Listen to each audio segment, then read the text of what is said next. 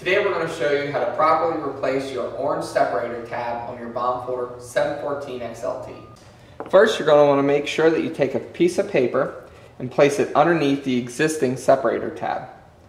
And you're going to want to lower the tab to where it's just touching the paper. Then you're going to want to open the tab up with 2 turns. This is going to allow you for future adjustment of the replacement separator tab. Then you can remove the old tab and replace it with the new, making sure that the replacement tab is touching the paper that you have set underneath it. After you have your new separator tab in place, before you run your next job, you want to take a sample of that stock and place it inside the feed table.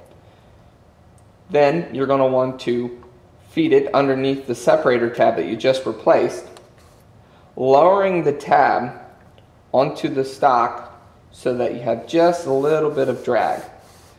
This way, your new separator tab is set for the next job you're about to run. And that's how you replace an Orange Separator Tab on a Baumfolder 714 XLT.